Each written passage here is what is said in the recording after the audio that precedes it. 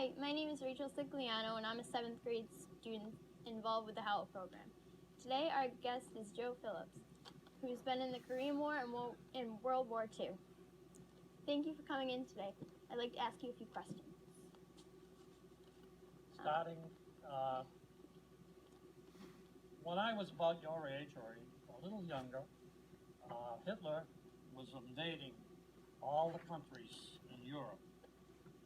And I was about 15 years old, and the United States wasn't doing too much about it except helping the British out with their supplies and so forth.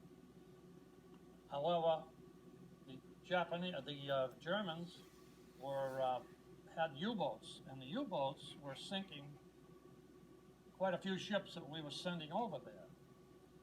Well, in 1939, Hitler invaded Poland, and when they did that, Great Britain and Russia declared war on the Germans.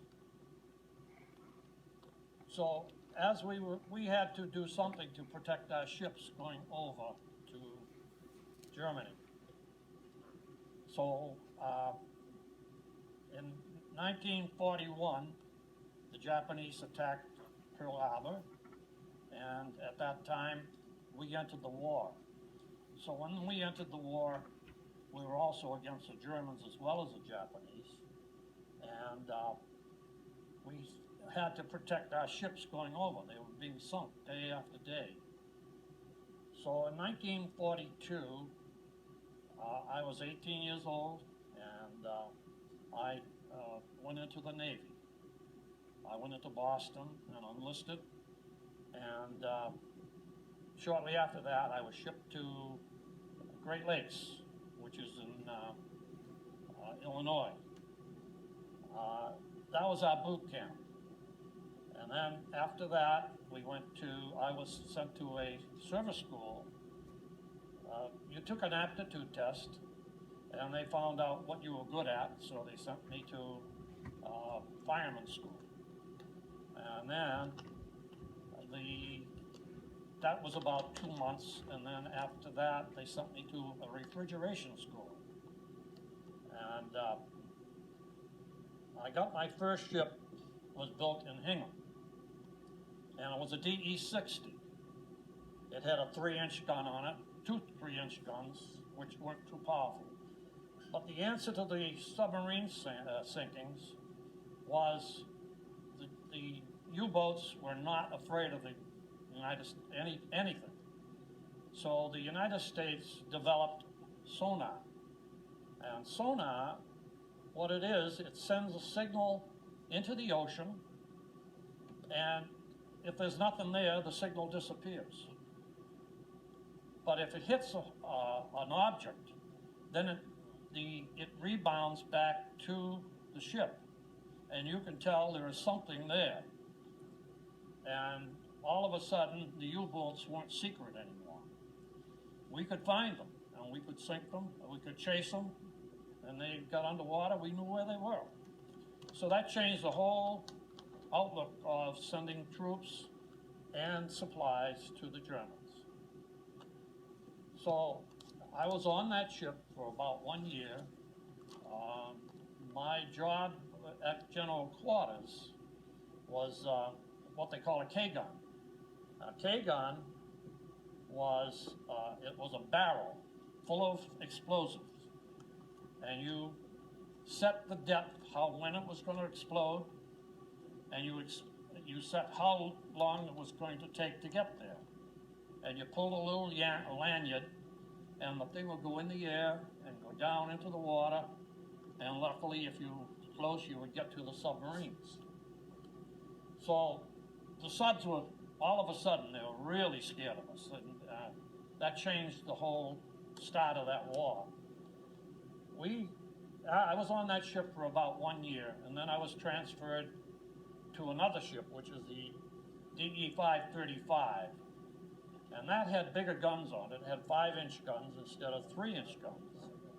And we went through the Panama Canal, and we escorted a couple of battleships, the Missouri, and we escorted the Shangri-La, which was a aircraft carrier, and we took them through the Panama Canal, up to the West Coast, up to San Francisco. And then, after about 2 or 3 weeks, we took that same armada, we took them out to Hawaii. And when we got to Hawaii, we dispersed a little bit, but we went further out into the Pacific Ocean and to an atoll, which was Ulithi. Ulithi happened to be the largest natural anchorage in the world. It was full of ships. As far as you could see, there were ships. Now, our job on our ship was to escort these tankers for refueling, protect the aircraft carriers, and protect the battleships. Our ship was real small, and when you hit a storm, you were up in the air and down. It was really bouncy, but it was very, very nice. It was very informal. Some of the bigger ships, they were more formal. We were not. We were called the Dungaree Navy. And we went into, we were in the Philippines. We went to the Okinawa. And we were almost always at sea. And we had very little liberty and so forth. Even after the armistice was over, we were still out at sea, and we were told to be careful because there were still Japanese that didn't know the war was over. So then we finally sailed back home to, we went to Guam, and then Hawaii, and then back to San Francisco, where I left my ship. I was discharged, and the ship was put into mothballs. Then, when the Korean War came along, they took me back in the Navy because my rate of refrigeration was kind of a rare rate. So I spent 1 year. The ship had just come back from Korea, so most of the time we spent in the Atlantic Ocean. And I was on that ship for 13 months. My duties mostly were like take the whaleboat to take people ashore when we were in port, and that's about it. Okay, were you drafted or did you volunteer? I volunteered, but the draft was in at that time, and I probably would have got drafted, but if you waited for the draft, you'd probably go in the Army, and I wanted to go in the Navy. Okay, how old were you when you went into the Navy? I was 18 exactly when I went in the Navy. What was it like to leave your family? What was it like To leave your family? Oh, that was kind of tough. Being 18, you're a little more adventuresome. My mother was against me going in. My father wanted me to go in. What was it like to live there? What was it like to serve?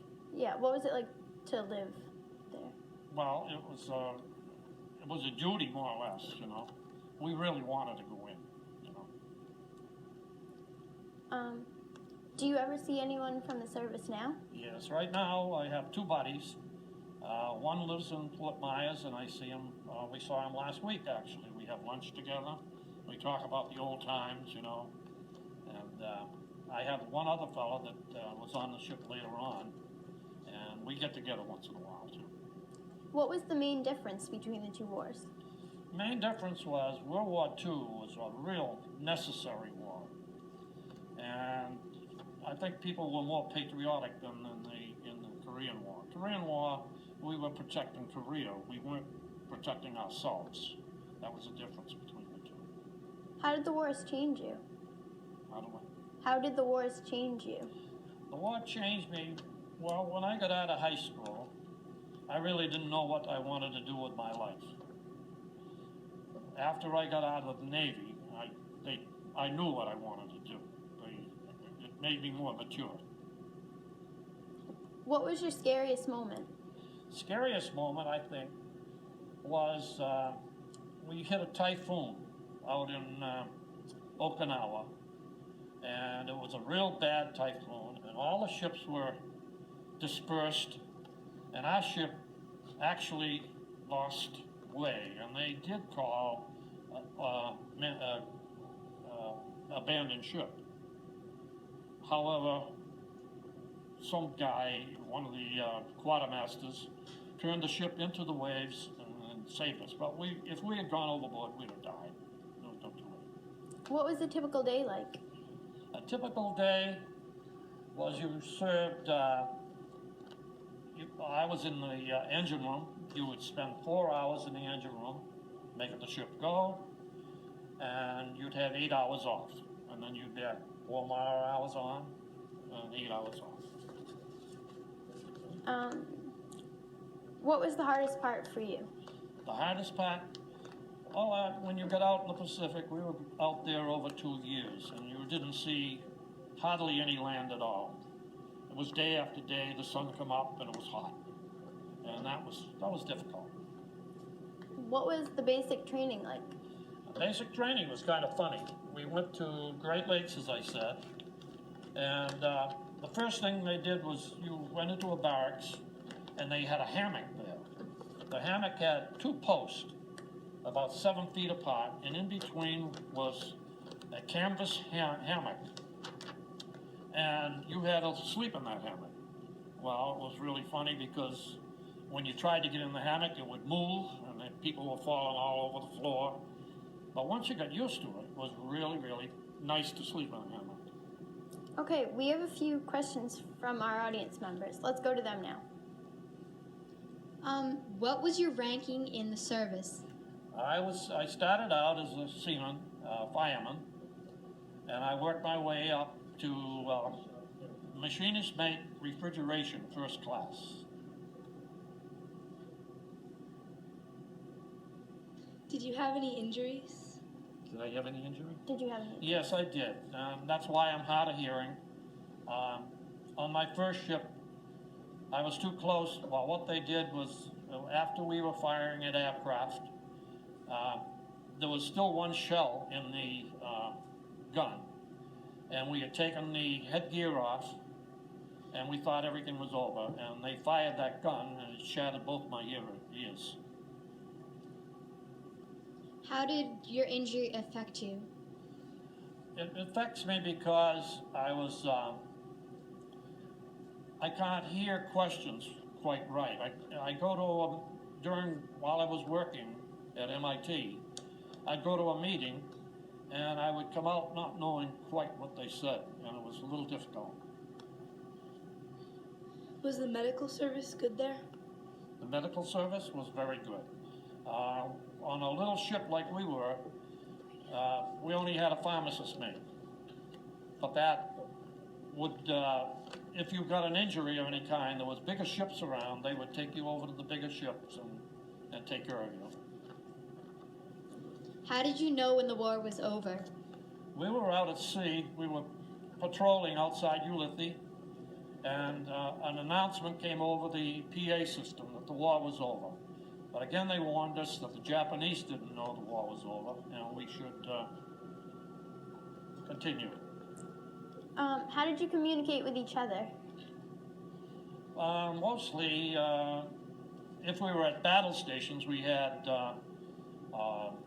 earphones and microphones, and we could talk from any part of the ship to the other part of the ship, and they could let you know which way things were coming at you, you know. How did you communicate with your family? Well, that was kind of difficult because all we had was regular mail, and regular mail was very slow, and they didn't deliver the mail till you got in port. You would pick up your mail, and they would start mailing it, but you're talking probably a month before you got a letter or anything, you know, or packages. So. How do you feel about the war that's going on now?